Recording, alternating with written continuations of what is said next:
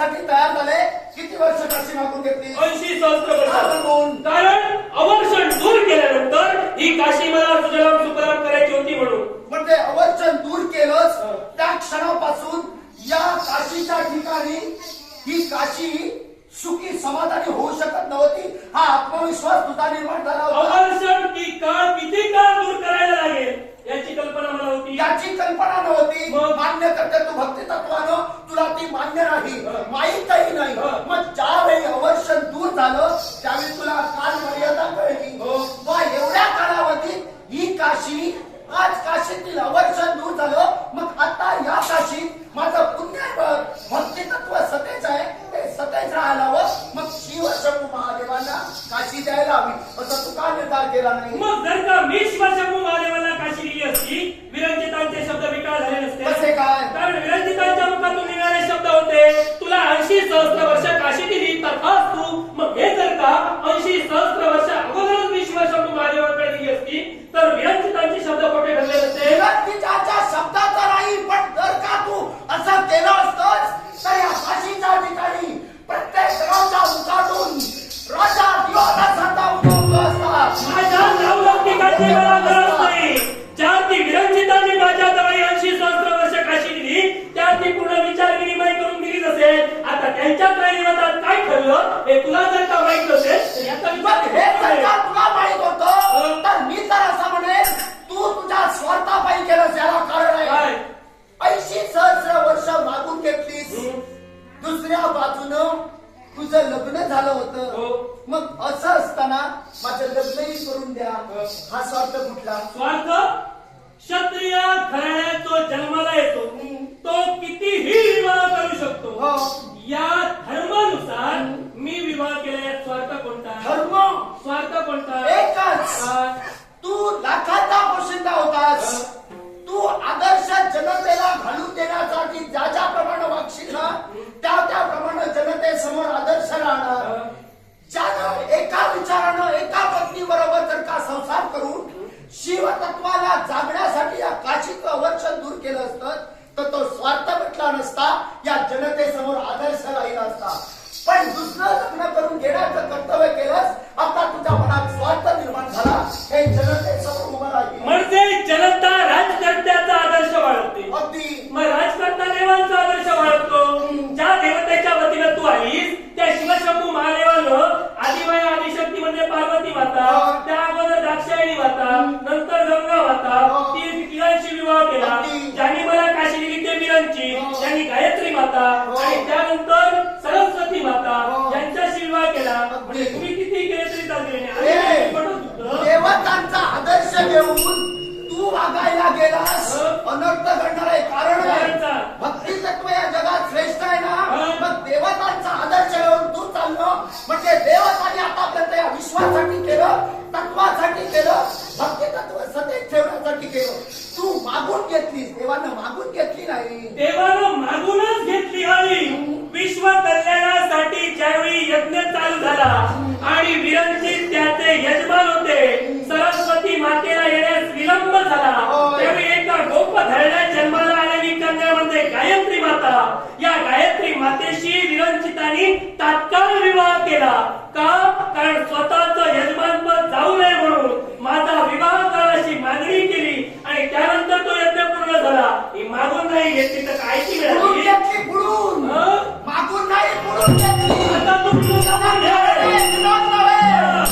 अरे शब्दांचा खेळ जर का तुला कळला नाही तर म्हणून तू सहज बोलून गेलास. अरे मागून घेतली नाही तर ती पुढूनच तुला काय म्हणते आहे याच्याशी मला मागूनच घेतली. मागूनच घेतली. मग तू का घेतलीस पुढून? मी पुढून नाही, मागूनच घेतली. मागून घेतली कशी ते सांगतो. ज्या वेळी आमचा विवाह झाला, विवाहाच्या वेळी सप्तपदी ज्यावेळी मी माझ्या पत्नीला घेऊन चालत होतो त्यावेळी माझी पत्नी माझ्या कुठे होती? पुढे होती का मागे होती? कुठे होती? मागे होती. माझा हस्ताला होती म्हणजे मी तिला मागूनच घेतली. म्हणजे तुझा हस्त होता. तुझा हस्त होता. तुला पर्याय नव्हता. मागे जर का गेली तर अनर्थ घडणार म्हणून मागता विरंजितांनी काय वेगळं केलं? विरंजितांनी काय तुला भीती होती. मागच्या मागे जर का का गेली तर मागितलेलं फुकट जाणार आणि जिकडे तिकडे निंदा होणार. अगं, मागे हात धरला. ज्या धर्मशास्त्रानुसार विवाहाच्या हात पद्धती आहे होय. आणि त्या विवाहामध्ये असा सरळ सरळ उल्लेख आहे. होय. सप्तपदी चालताना उपरण्याची गाठ आणि हस्ताला हस्त म्हणजे हातात हात घावाच लागतो. कोण पळून जाणार म्हणून नाही. होय, ही राजा होय, विरोधास होय, हस्ताला हस्त नाही. मागच्या मागे जर काही जाणार असती म्हणून हिचा हस्त धरला तर विरंचितांनी गायत्री मातेचा हस्त का धरला होता पळून ए, जाणार? हस्ताला हस्त धरला जात नाही. तुझं लग्न झालं? गाठ मारली जाते. तुझं लग्न झालं? ए, हा. 64 योगिनी तुझं लग्न झालंय का? अगदी का? कारण आहे, तुला मी स्पष्ट करणार स्पष्ट आहे. कर. तू काय म्हणालास? गाठ मारली मान्य करते. हा. गाठ मारलीच जाते पण हस्ताला हस्त धरला जात नाही.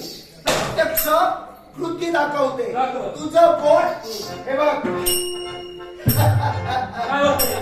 काय होतंय? हे काय होतं? काय होतंय ते सांग. हस्ताला हस्त नाही. काय होतंय ते सांग. हस्ताला हस्त नाही. काय होतंय ते सांग. हस्ताला हस्त हस्त नाही. याला म्हणतात. बोटी कशाला आहे? हस्त बोटी कशाला आहे? बोटी सांगू नकोस. हस्त नाही, बोटी हस्ताला आहे. सातही बोटे एकत्र होतात हो. तेव्हा टाळी वाजली जाते. त्याला टाळी म्हणतात. हस्त जोडला जातो याला हस्त म्हणतात. तो जोडला जातो तो हस्त. लग्नात फेरा जोडला जातो त्याला नमस्कार म्हणतात. बायकोची बोटी म्हणते ही जोडला जातो त्याला नमस्कार म्हणतात. जोडला जातो त्याला प्रणाम म्हणतात. आणि ज्या पाचही बोट आहेत ती हस्तालाच आहे. एकाही बोटीचा जरी स्पर्श दुसऱ्याच्या बोटीला झाला तरी तो हस्ताला हस्तच असं होऊच शकत नाही. सांगतो. मला मान्य नाही. मला तुला जवळ नाही. या विश्वासात काही तू नकोस. अजून मी तुला संधी देते. विचार कर. पूर्ण विचार ओढ्यात करा. राहू नकोस. पूर्ण विचार करा. जर का तुला तुझ्या जीवनाचं अस्तित्व निर्माण करायचं असेल, दुसऱ्याच्या राज्यात जाऊन अस्तित्व निर्माण करणं, काळ संपला की ही काशी तुला सोडावी लागणार. केव्हा संपेल? अस्तित्व तुझं संपलं. केव्हा संपेल आनंदाला नाही. पण एक दिवस जरी पुढे राहिला असेल आणि शिवशंभू महाराज जरी आले असेल हातात येणार नाही. कोणत्या प्रयत्नात नाही. मला सांगायचंय. तोपर्यंत तुला द्यायला भाग पडेल.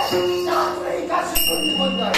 बाबा पुण्याची स्त्री जगड्या.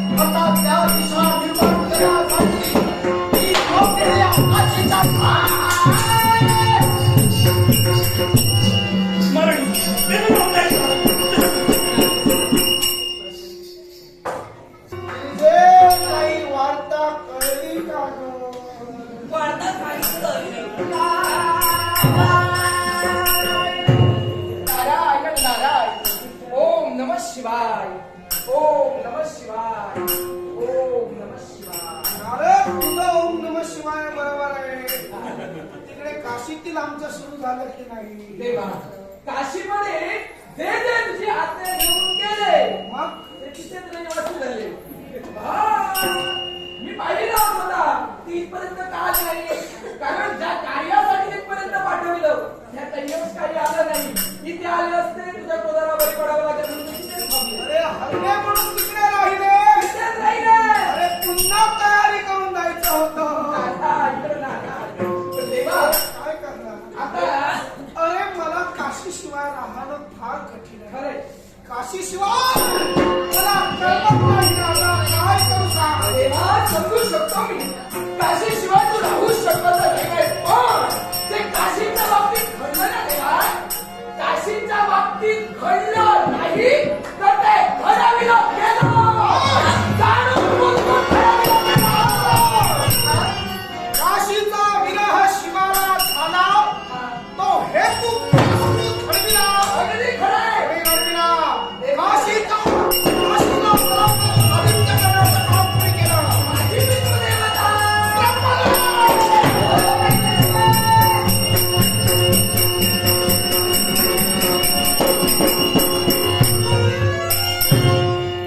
हे चतुरानंद, नारदाच्या मुखातील शब्द आहेत.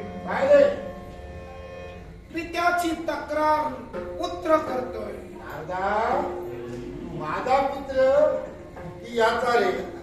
खरं ते आता सांगा. विरांगी! काशी किती कालावधीसाठी राजाला दिला? 80 सहस्त्र. काय केला नव्हती का? गरज होती म्हणूनच ती. म्हणजे त्यात कुठला तरी या विश्वाच्या पाठीवर सुद्धा सृष्टी पुन्हा निर्माण करण्याची वेळ आली आणि म्हणूनच आम्ही त्याला काशी दिलेली आहे. 60 वर्ष कालावधीत काशी बेचिराग झाली. होय. दुप्पट वर्षात होती तशी झाली असती. पण तसं न करता 80 सहस्र वर्ष काय कुटील कारस्थान होतं आपलं. या शिवाला काशीपासून वंचित ठेविला. माझं कुठील कारस्थान काय होतं हे कदाचित तुला ज्ञात झालंच असेल. पण माझ्या मुखातून ऐकायचं असेल तर ज्यावेळी माझं 5वं शील तू माझ्या देहापासून वेगळं केलं त्याच वेळी मी प्रतिज्ञा मनामान केली होती. ज्या काशीत या शिवाचं अस्तित्व आहे, ज्या काशीत या शिवाचं वास्तव आहे, त्या शिवाला काशीपासून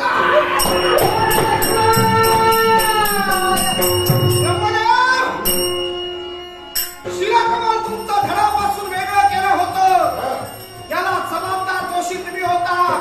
शिवशंकराचा मुकुट पाहिलात, हे खोटं भाष्य केला होता. आणि तेव्हा केतकी, काकपक्षी आणि गोमातेची खोटी साक्ष घेतलात. आणि यासाठी शिवाला आपलं शिर वेगळं केलं. पण आता नाही, एक तेव्हा केलं होतं ज्यावरती या शिवाला त्याच्या प्राणापासून अलिप्त केला. 4ही शिलाकमल फेडून टाकली. मी सुद्धा पाहतो.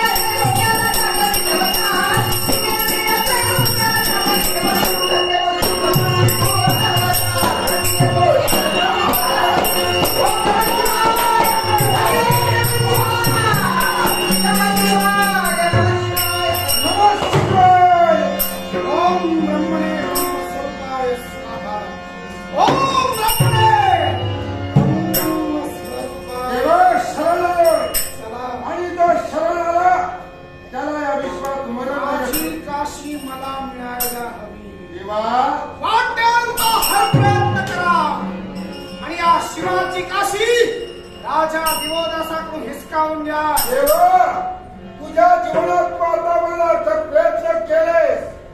राजा तसा काशीतून जाणार नव्हे आणि म्हणूनच जे जे गेले ते तिथंच राहिले. पण आता नावीलाज होतोय माझा सुद्धा. तेव्हा मी आता प्रयत्न करतो. यश येण्याकरता आशीर्वाद द्या. चला बा. काशी माझी नाव बघतो. विनाशी तिथपर्यंत गेले, ते तिथे राहतात तिकडे हे पाहण्यासाठी मी स्वतः हो भोलेनाथ, ज्यांना ज्यांना आपला आपला म्हटलात, हो त्यांनीच तुम्हाला धोका दिला. जे ते राजा दिवोदासापर्यंत गेले, ते तिथेच स्थिरावले. अगं, यश यश यश यांना यायला हवं म्हणून मी म्हटलं माझं. पण काय करू आता, सगळे तिकडे जात आहे, रहिवासी होत आहे. ब्रह्मदेव शिवाचा विसर त्यांना पडतोय. येतील कधीतरी पायाकडे. ब्रह्मदेवांना गेले, पण त्यांचं देखील मला काही खरं वाटत नाही. तेच का? तेव्हा आता आपलं म्हणून तिथं कुणीतरी जाणं महत्वाचं आहे. आपला हो, कोण आहे? एकच ज्याला सारं विश्व विघ्न विनाशक म्हणून ओळखलं जातं, ज्याला सारं विश्व विघ्न हत्ता म्हणून ओळखलं जातं, तो माझा बाळ म्हणजे गजानन. बोलो. मग बाळ गजानन ही माता तुला हाक देते, त्वरित मातेपर्यंत ये, मातेपर्यंत ये.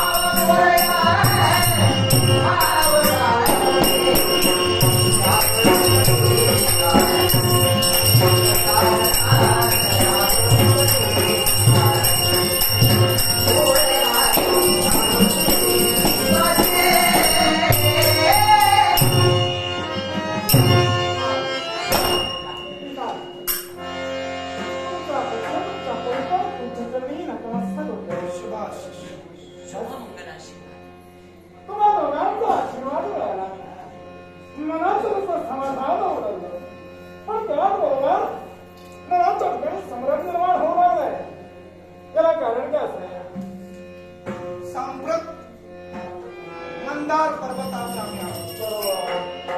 काशी आम्हाला अंतरावी लागली.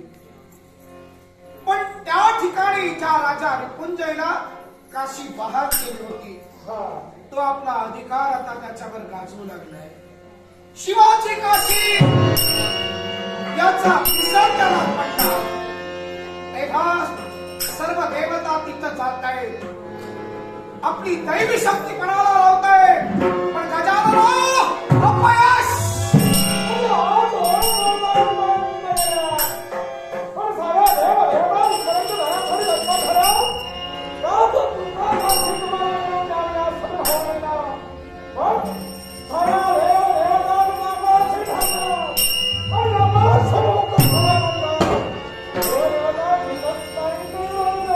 अर्थातच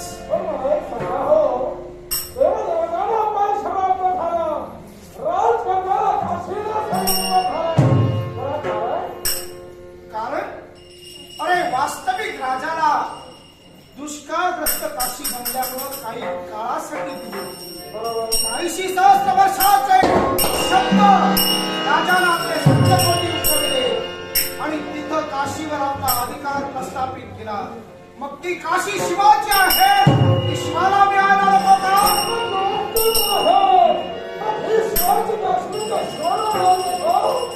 शिवाची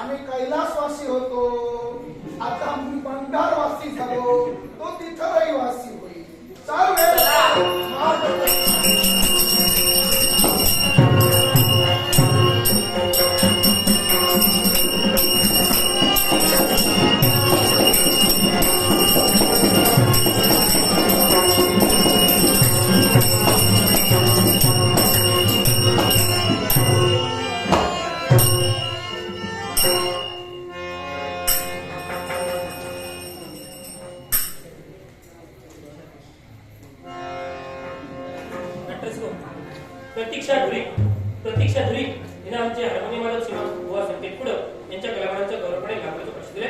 प्रतीक्षा धुरी चे आभार म्हणून संकेत कुडक यांच्या दिवसाचा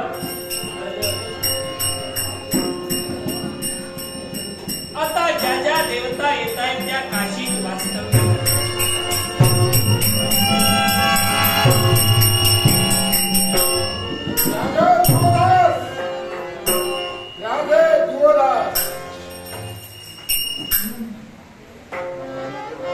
आपल्या देहाचं अवलोकन केल्यावर म्हणजे विप्रावर ब्राह्मण दिसतात. नमस्कार. आशीर्वाद. या बसा. राजा मी बसेल, पण माझ्या इच्छेचं परिमार्जन तुम्ही करा असा जर शब्द दिला तर कदाचित मी बसेल. इच्छा शब्द कशाला वचन देतो ना. तुमची कोणती इच्छा असते राजा दिवदास पूर्ण करेल. राजा माणसानं बोलून विचार करण्यापेक्षा विचार करून बोलावं. विचार करून बोलले असं नव्हे, नंतर अडचण नको. निर्माणच होऊ देणार नाही. जिथं जिथं गेलो त्या विश्वपटांगणावर जिथं जिथं गेलो तिथं तुमच्या नावाचा डंका आहे. आणि म्हणूनच माझ्या मनानं असं ठरविलं मला 5 अश्वमेध यज्ञ करायचे आणि याच्याकरता तुम्ही मला सहाय्य कराल या अपेक्षेनं तुमच्या राज्यात 5 अश्वमेधांसाठी तुम्ही वचन घेतला. 5 काय 10 करा. दिवदास तुम्हाला सहकार्य करेल. 10 अश्वमेधासाठी तुम्ही सहकार्य करणार नक्की. पण याच्यासाठी या अश्वमेधासाठी 40 प्रकारच्या समिधा लागणार आहे. वा. आणि म्हणून त्या तुमच्या राज्यात जर मिळाल्या तरच हा यज्ञ पूर्णत्वास जाणार आहे. 40 प्रकारच्या संविधा माझ्या काशीत तुम्हाला मिळतील. निश्चित कैवार करा. महान असा यज्ञ करा. साऱ्या मुक्त होतील. 40 अश्वमेध यज्ञासाठी लागणाऱ्या साऱ्या संविधा यज्ञोपवीतापर्यंत यज्ञ करा.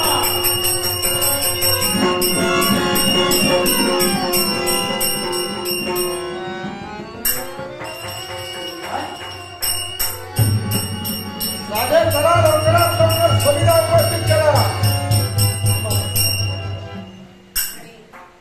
मंत्रीच नाही. क्षमा करा. सैनिकांकरवी आम्हाला संदेश मिळाला. हा, ज्या संविधा आमच्या काशीत होत्या हा. एकाएकी संविधा लुप्त झाल्या. समिधा लुप्त झाल्या. चला मग हातात थांबता होतो का?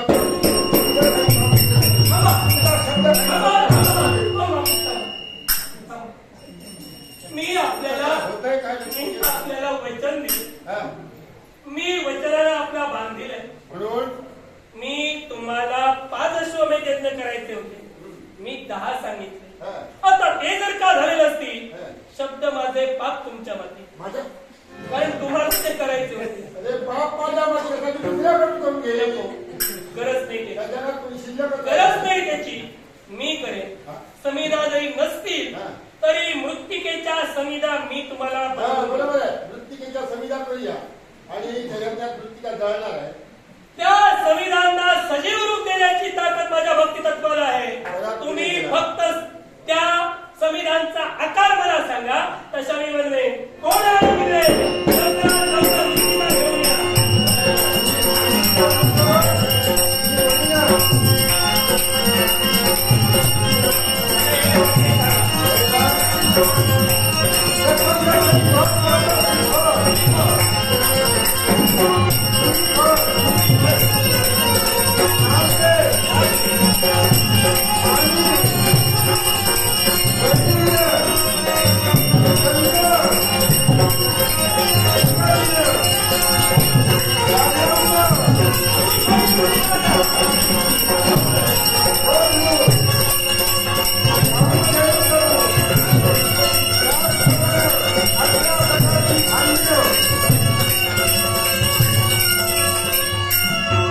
मृत्तिकेच्या साऱ्या संविधा बनविल्या. आता या सजीव होणार आहे. होणार आहे. पाहिजे. ओम नमः शिवाय. हरि ओम नमः शिवाय. हरि ओम नमः शिवाय. हरि ओम नमः शिवाय. धन्यवाद देतो राजा तुला. चला.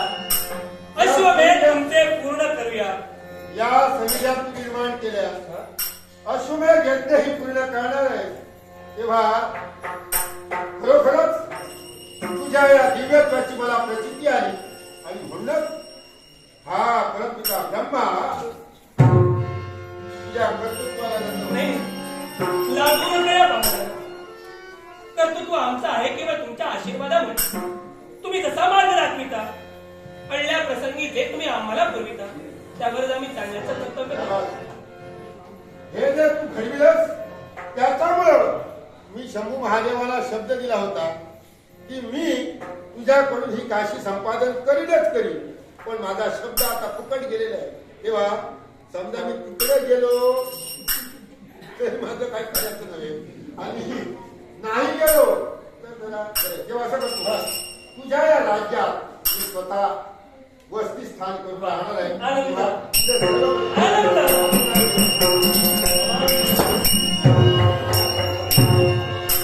हा अश्वमेध केल्याचं पुण्य आम्हाला मिळालं. अजूनही कित्येक दिवसांत इथपर्यंत आले असतील त्याला समोर जाण्याची ताकद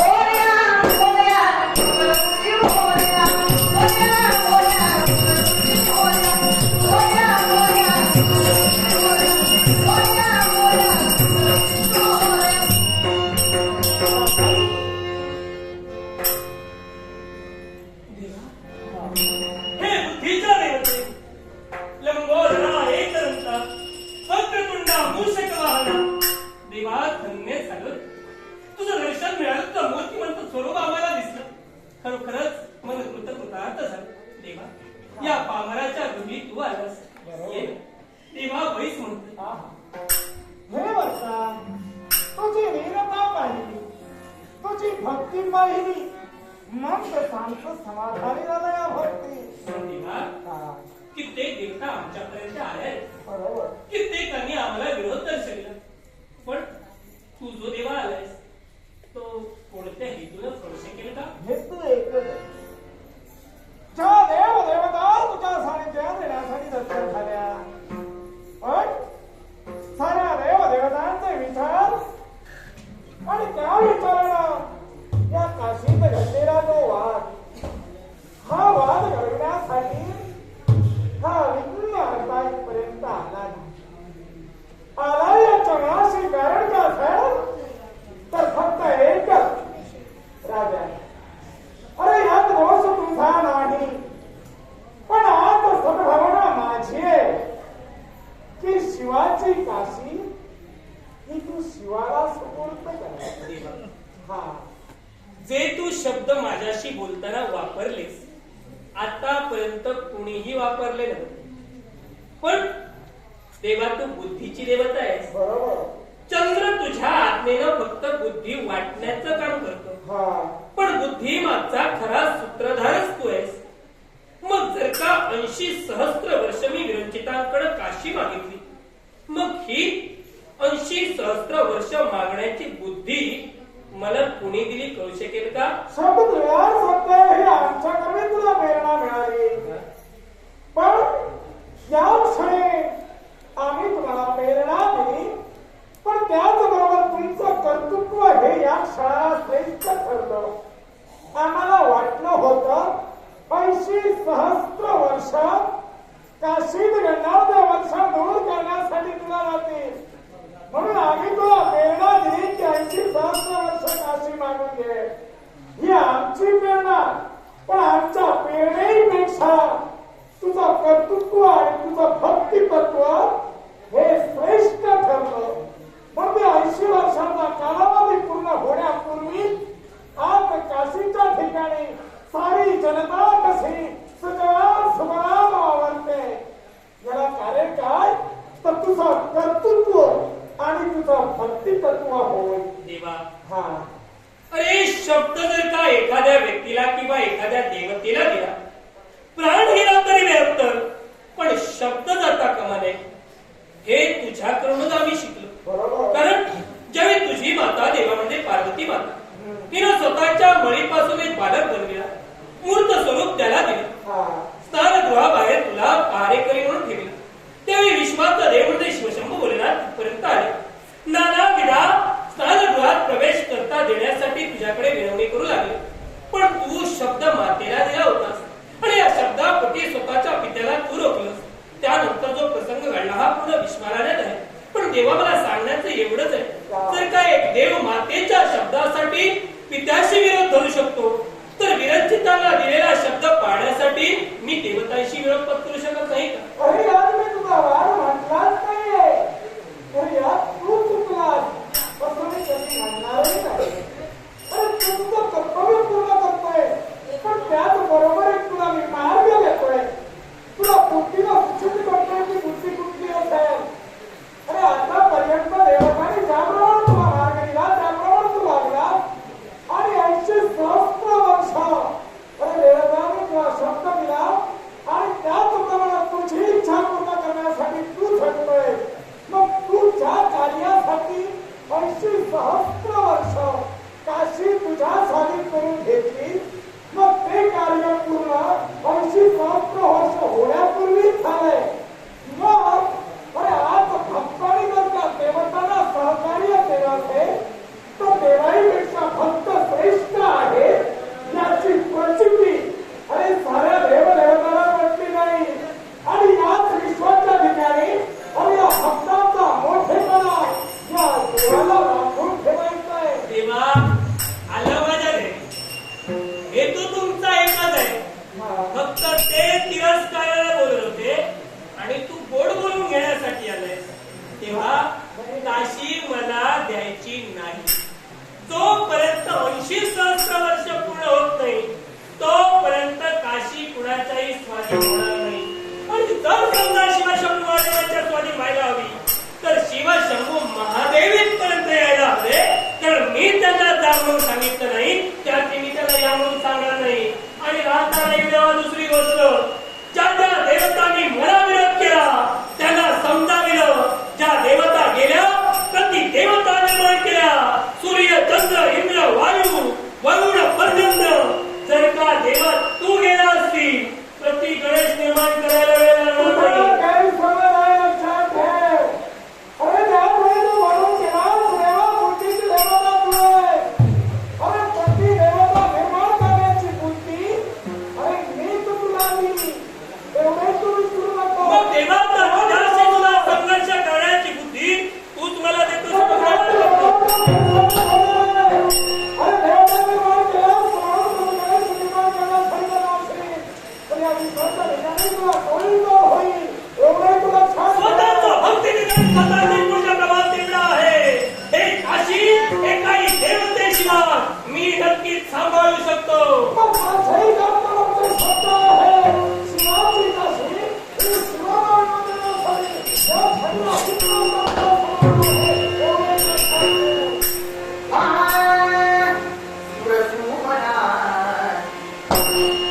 गणपती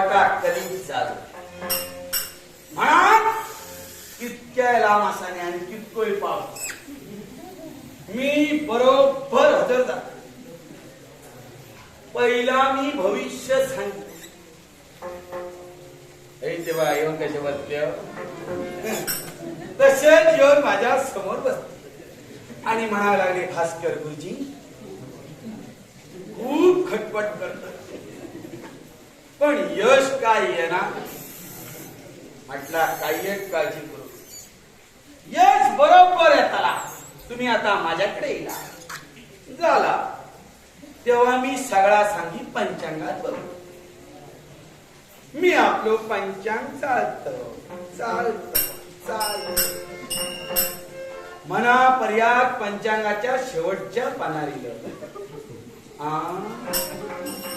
आज ह्या असा काय जाता आज पर्याद असा कधीच जाऊ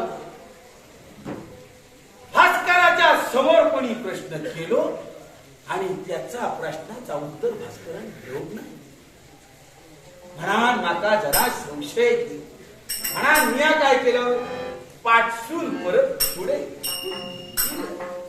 इलय इलय तरी ह्याची वावड्याची काय नड गावात तयार म्हणा म्हणा सर पहिल्या पानाने भंगला बघतय तर का पंचांगाचा गेल्या ह्याची नड कशी गावतली तेव्हापासून कानात ख ह्या तुमचा पंचांग पिंचांग सगळं सोडून दिला आणि सगळ्या अभ्यास केलं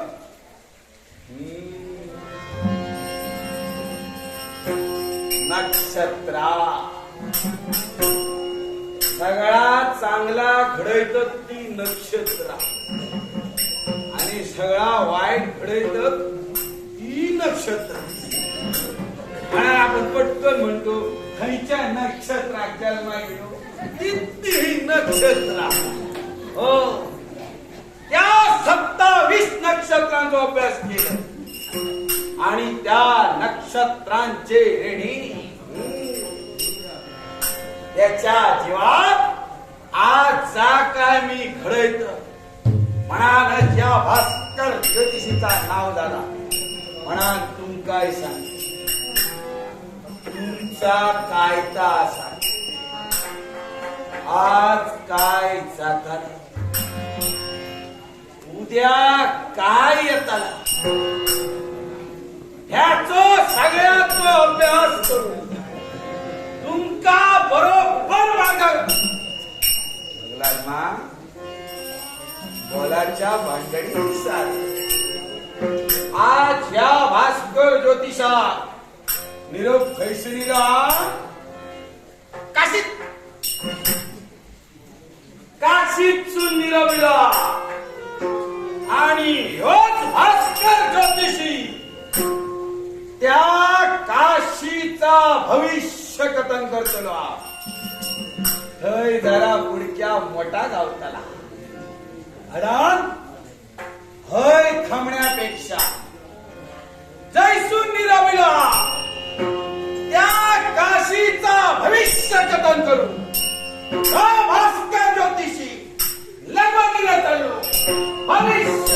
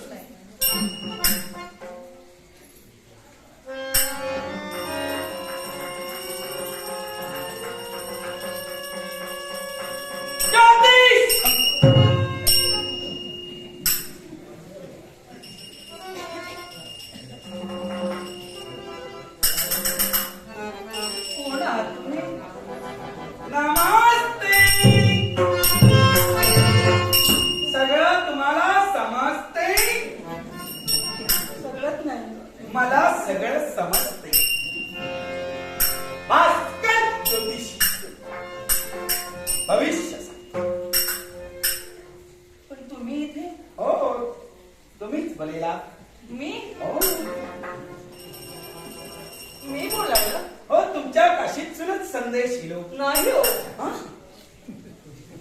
मी तर मुळीच नाही. पण तुमच्या काशीतून नका संदेश येलो. असं कसं? आम्हाला माहिती असतं ना. आता कसं करता? कदाचित ह्यांच्याने पडेल असेल. नाही नाही, त्यांनी तुम्हाला संदेश दिला हे तर मला खरंच वाटत नाही. कारण असं काही असलं तरी मला सांगतात ते. कधी कधी असतं. हो काय करता बाहेर माहिती नसता बाहेर काय करता. पण आमच्या बाबतीत असं नाही. नाही नाही. तरी पण मी सांगल्याशिवाय योग नाही. बरं, चुकान चुकले असतील तर तसं चुकणार नाहीच असते, पण काय जाऊ मी पण मी निरीक्षण करतो. जरा तुम्ही असे संभ्रमात दिसता. याला कसं काय गेली? इतकी भयभीत झाली मला. होय मा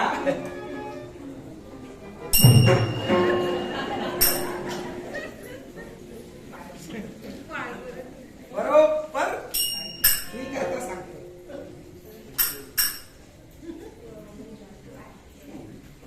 त्याच्यातच हा सगळा 7 तुला 7 तुला तुला तुला म्हणजे तसं तुला हे चित्रा स्वाती विशाखा त्यांचं काय झालं? मग तुला गौरी. तुका स्वप्न पडतात काय हो अशी? भालू अशी स्वप्नात येत आराट.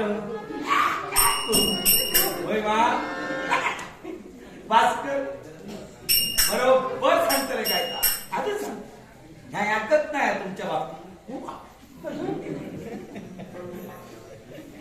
12 भाद्रपद रेवती मी ना कवलो. मी मीनाचं काय झालं? शंकराच्या पिंडीचा कळस कोसळलो काय हो? पताका नुसते बरोबर बरोबर सांगतो. वगीच निरोप दाबला तो बरोबर गेला. अरे बापरे, कृतिका रोहिणी मृगशिरा वृषभ गौरी गंगेत रक्ताचे पहाट वाहिले. होय मा अगदी बरोबर. तुम्ही जे सांगितलं ते अगदी बरोबर. मी ह्यांना बोलावते आणि काय बोलावची गरज नाही. तुमच्या ह्यांचं गौरव मीच करतो. म्हणजे मी सांगतोय ना. ऐते बघा शिमेरीले ऐते बघा शिमेरीले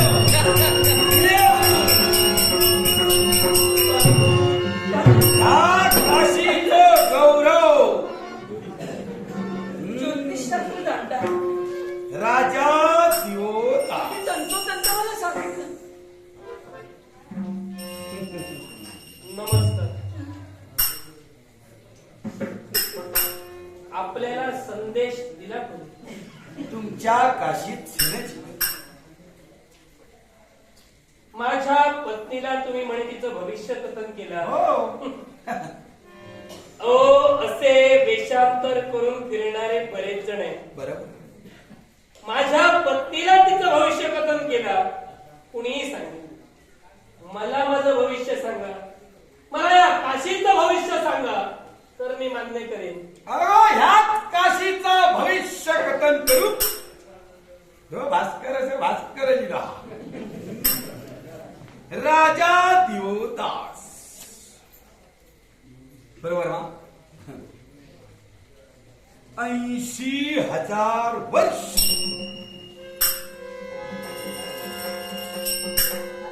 खूपच केलं ना. सध्या 80 नुसते गाठा सर 80,000 वर्ष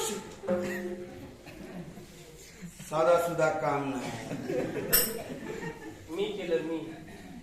धाम धाम मकरात गावल्यामुळेच आणि ह्याची साथ उषाढा श्रवण धनिष्ठ ह्यांची गावली.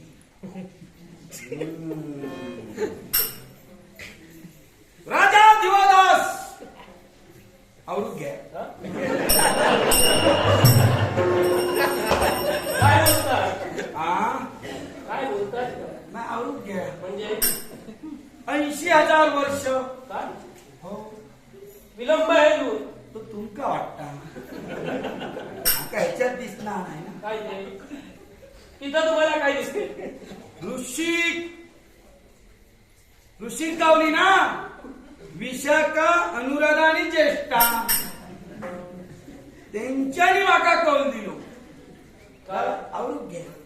माझी 80,000 सहस्त्र वर्ष पूर्णच झाली नाही तर मी हे सोडू का. जेम ते माता जवळ इल्लेली हो.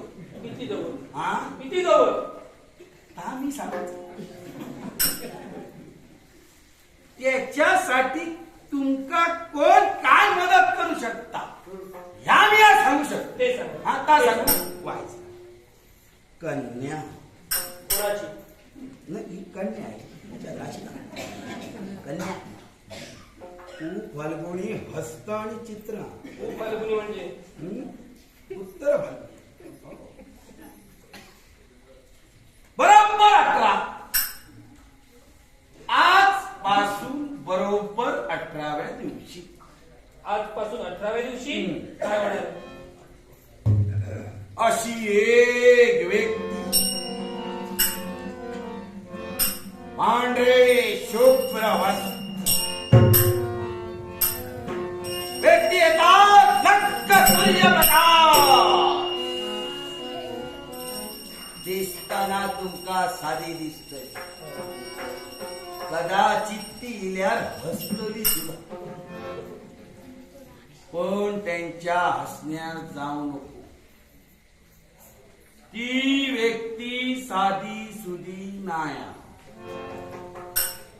कारण राजा दिवदास जेणी 80,000 वर्ष या काशीत राज्य केल्या त्या दिवदासाचा भविष्य कथन करून ही व्यक्ती येते.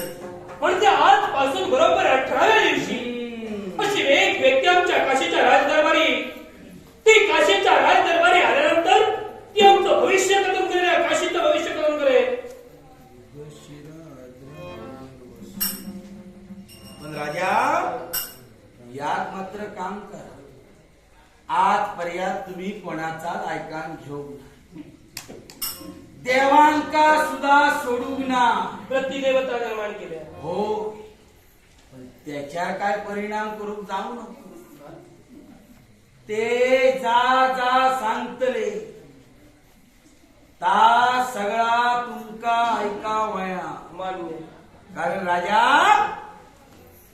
जन्मात इलो तेका मोक्ष असा. फक्त तुम्ही जन्मा घेऊन काय केला त्याका महत्व नाही. मोक्ष चांगलं मिळावं आणि तो मोक्ष तुमका ते ब्राह्मण देतात. म्हणजे मोक्ष प्राप्ती आम्हाला होणार आहे.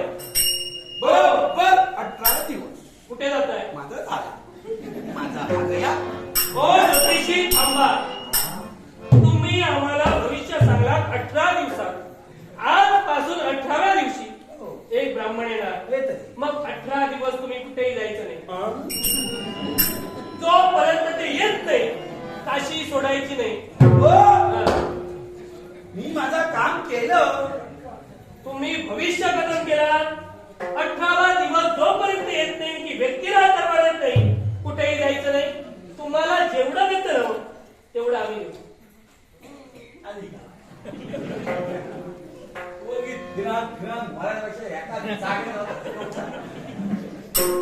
चला चालेल. 18 दिवसात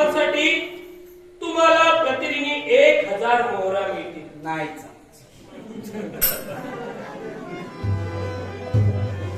पहिला जमा आता ठीक आहे. तुमचा विचार करता 18 दिवसात प्रतिदिनी तुम्हाला आम्ही 1200 मोहरा देऊ. नाही 3000 मोहरा देऊ.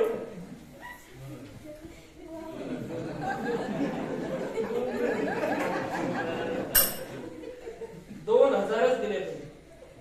महत्वाचा हे 18 दिवसात. एका दिवसाचे 2 तुम्ही 18 दिवसाचा काय तो हिशोब 30,000 मोहरा 18 दिवशी. हे बरोबर द्या. रोज तिची खैय्यत करा.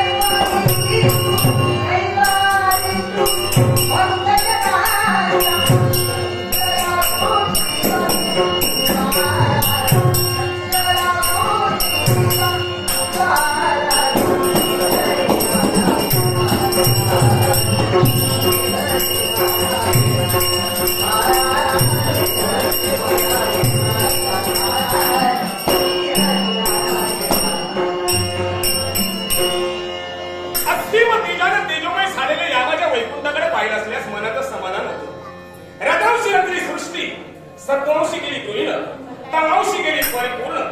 उत्पत्तीचं कार्य ब्रह्मदेवाने करावं, पालनाचं कर्तव्य या महाविष्णूनं करावं आणि लयाचं कर्तव्य करावं ते शंभू महादेवाने करावं. विष्णू या शब्दाचा अर्थच काय? वी म्हणजे व्यापक आणि श्नू म्हणजे चराचर. तो सर्व चराचर व्याप्त करून उरला त्याचं नाव म्हणजे विष्णू. कौमुदकी ज्याची नदा, शारंग ज्याचं धनुष्य, नंद ज्याची तलवार, ज्याचं आसन म्हणजे शेष शय्यासन, ज्याचं वाहन म्हणजे गरुड आणि ज्याच्या हाती पद्म आणि पांचजन्य शब्द तोच म्हणजे साक्षात नारायण. सर्वव्यापी परमेश्वर सर्वांसाठी साऱ्या भक्तांच्या सुखासाठी नटलंय. वय म्हणजे युगे आणि जयंती म्हणजे साखळी. या युगायुगांची साखळी, या साखळीचं प्रतीक म्हणजे वैजयंती माळा सदा सर्वदा. ही भक्त रक्षणाची विधावली ज्या नारायण आपल्या कट्टी धारण केली पण आवाज आधार तरी आवाज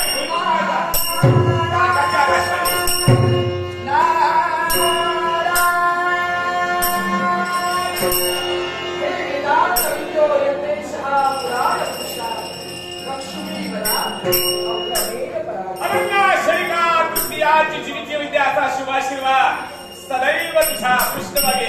नाना खरोखर समाधान झालंय. पण आज तुझ्या चेहऱ्यावरती आम्ही काय बसतोय? आज तुझ्या चेहऱ्यावरून चिंतेचं ढग सरकताना आम्हाला दिसते. सदा सर्वदा समस्त जणांना मार्ग सूचित करणारा तू आज तुझ्या चेहऱ्यावरती हा निर्विवाद काय?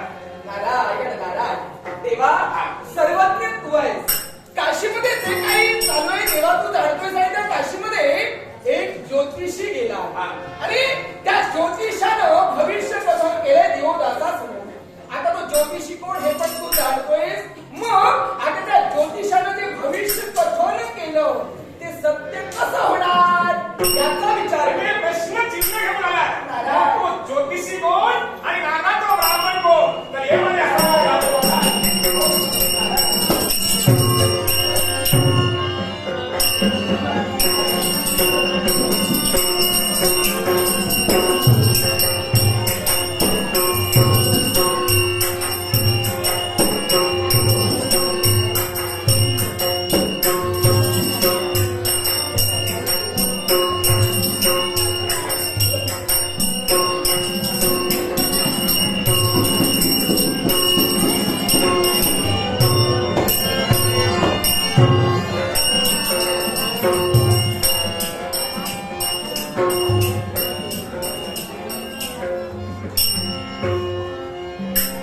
मला ज्ञात होतं. नक्की तुमच्या भविष्यवाणीत काही ना काहीतरी गडबड आहे आणि म्हणून या मोहरा मी तुम्हाला अगोदर दिल्या नाही. हो 18वा दिवस उजाडला, पण तुम्ही जी व्यक्ती म्हणाला होता तिचं अद्यापपर्यंत काही काशी आगमन झालं नाही. आणि ते घेतल्याशिवाय मी जाणार नाही. ते दिवस गड काढले तो पण त्यासाठी ती व्यक्ती तर यायला हवी. काही एक काळजी करू नको. सगळ्या गोष्टीत वेळ मर्यादा. काय झालं? उदय होता.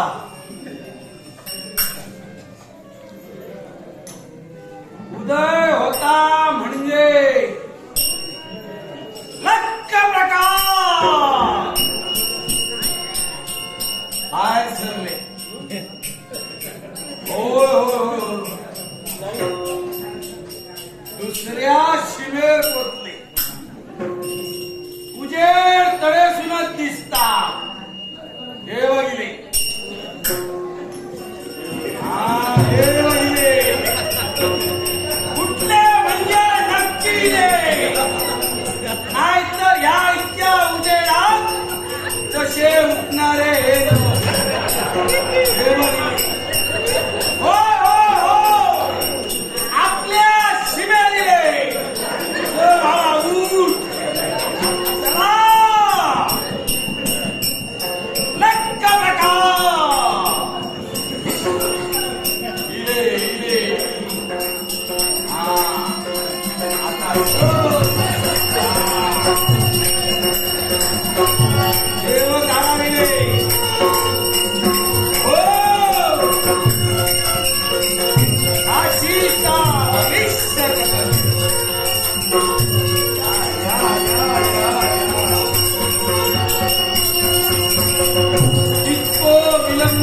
म्हणजे काहीतरी चांगला घडघडतात.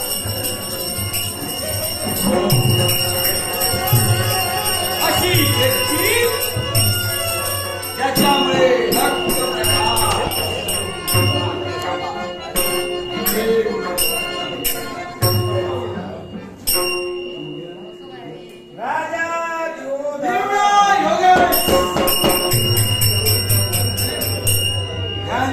भविष्य सांगण्यात राजानू बरोबर 2 नाणी दिले.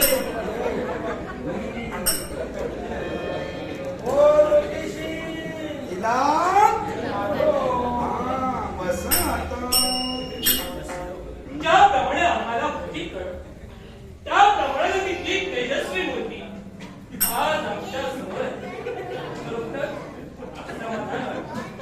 ज्याप्रमाणे रत्नप्रकाश तो बाजूला पडावा आणि त्या रत्नप्रकाशातून ही तेजपुंज मूर्ती आम्हाला दिसावी तर पण आम्हाला पाठवून आहे. तुमचा नशीब. ज्योतिषी मी बोलू का? बोला. राजे इथं आलो याला कारण आहे. राजा तू जीवनात चुकला. सर माझी इच्छा कोण पूर्ण करणार? मी जीवनात चुकलो. आतापर्यंत मी कोणताही अधर्म केला नाही. धर्माच्या मार्गाने मी सौरीत चाललो. जनतेसाठी जगलो, जनतेसाठी जगलो. मग असं असताना माझ्या घरी झाला तो धर्म कोणता? राजा तुझ्या कर्मी झाली ती रुद्र निंदा.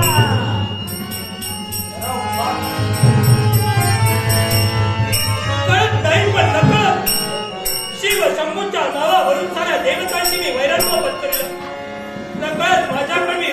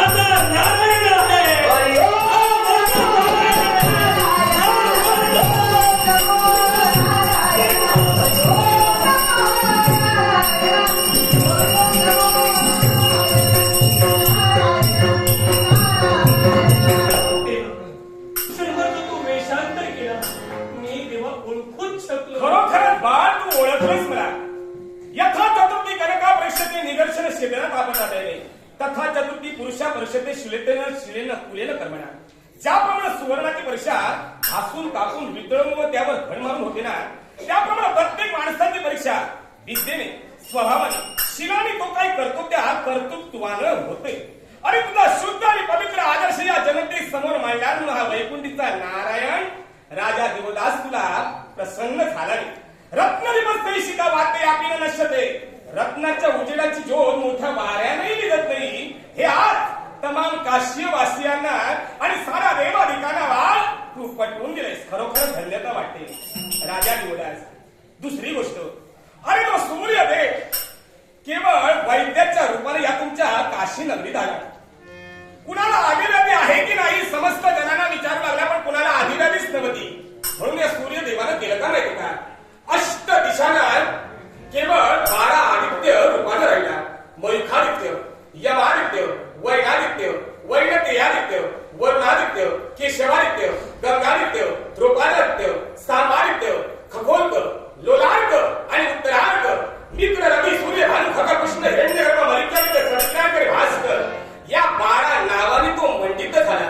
एवढेच कशाला, साक्षात अदितीनं आपला होणारा हा गर्भ आपल्या हस्ती धरला म्हणून तो गर्भस्थी झाला. अदितीचा पुत्र म्हणून जो आदित्य झाला तो सूर्य नारायण सुद्धा तुझ्या समोर स्वयंप्रकाशित असून सुद्धा फिका पडला गेला. दुसरी गोष्ट राजा देवदास, अरे जे ब्राह्मण श्रेष्ठ म्हणजे ब्रह्मदेव तुझ्यापर्यंत देशांतर करून आले, त्याने तुझ्यापर्यंत काय सांगितलं रे? 10 अश्वमेध यज्ञ करण्यासाठी आम्ही त्यांना प्रवृत्त 5 अश्वमेध यज्ञ करायचे होते, पण 10 अश्वमेध यज्ञ तुम्ही करा. त्याच्यासाठी लागेल ती सामग्री तुम्हाला आम्ही देऊ. म्हणूनच त्यांनी जाणून बिजून केवळ सामग्री मागितली, ती आगळी आणि वेगळी. नारिंग, नारळ, अजादिनं, व्याघ्रादिनं, मृगादिनं, व्याघ्र चर्म, 18 धान्य, नाना प्रकारची अशी 40 प्रकारची धान्य त्यांनी तुझ्यासमोर मागितली.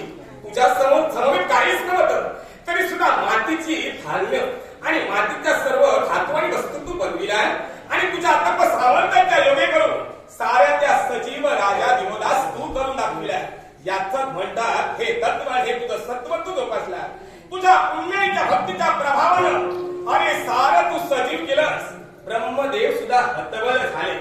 जे ब्रह्मदेवानी दशाश्वमेध केले ते सारे याच्यानंतर दशाश्वमेध यज्ञ म्हणून संबोधले जातील.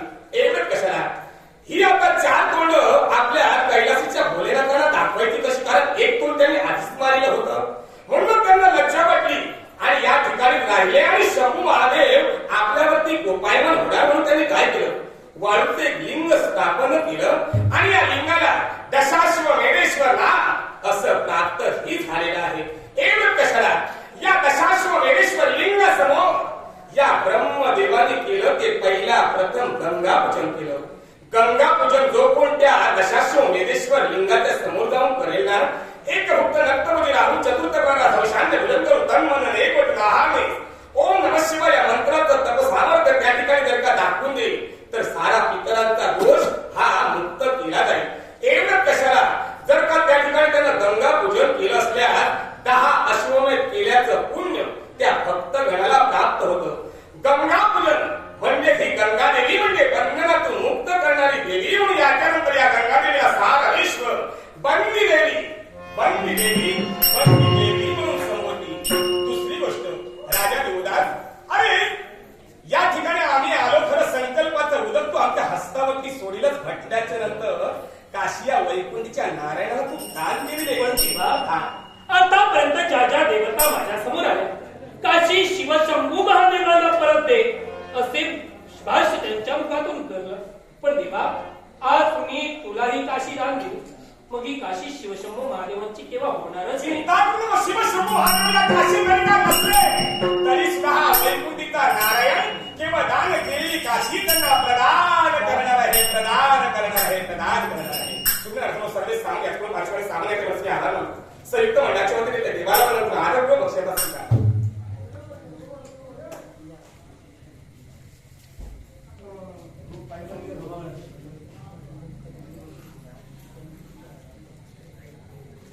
नाट्यशिक्षक तुषार मोरजकर यांनी आजी या मंदिरात सत्यनारायण महापूजा आयोजित करण्यात आली. ज्यांनी ही पूजा आयोजित केली त्यांच्यासाठी तुषार मोरजकर यांच्याकडून लाखोलाचं पारितोषिक किंवा लाखोलाची देणगी आली असं म्हणायला हरकत नाही. त्यांच्या वतीने या बक्षीसचं स्वीकार. मग ही काशी शिवशंभू महादेवांची आमच्या नेत्रासमोर होईल का? चिंता करू नको. केवळ हे शब्द तिथपर्यंत गेल्याच्या नंतर आम्ही त्याला संगीत करू वाटेल.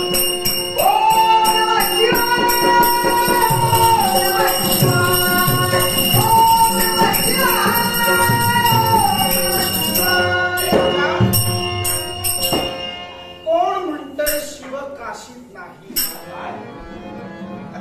अरे काय म्हणतोय? राजा दिवोदास चंद्र झाला, राजा दिवोदास सूर्य झाला, अग्नी झाला, वायू झाला, वरुण झाला. हे फक्त भक्ती प्राबल्याचं तेज आहे. खर तर अविमुक्तेश्वर नावाच्या लिंगाची स्थापना राजा दिवोदास तू काशीत प्रवेश करण्यापूर्वीच झाली आणि त्याच अविमुक्तेश्वर लिंगात शिव सूक्ष्म स्वरूपानं राहू लागला. अर्थात मी होतो म्हणूनच या काशीत चंद्र सूर्य नव्हे तर पंचमहाभूतांची कार्य घडली गेली. म्हणजे पण देवा, या सर्व देवतांना नव्हेच तर अखिल विश्वाला भक्ती तत्व किती महत्वाचं आहे हे मला जगताला दाखवून द्यायचं होतं. पण संभ्रम तुझ्या मनात असेल. संभ्रम देवा एकच. देवतांचं भाग्य कोणी सामान्य ज्योतिषी कथन करूच शकत नाही. निश्चितच मग ज्या ज्योतिषानं योग्य रीतीनं 18 दिवसाचं भाग्य कथन केलं तो ज्योतिषी देवा कोण? ब्राह्मण नारायण आहे हे समजलं, पण काशी भविष्य कथन ज्यानं केलं तो दुसरा तिसरा कोणी नव्हे तर बाळ गजानन.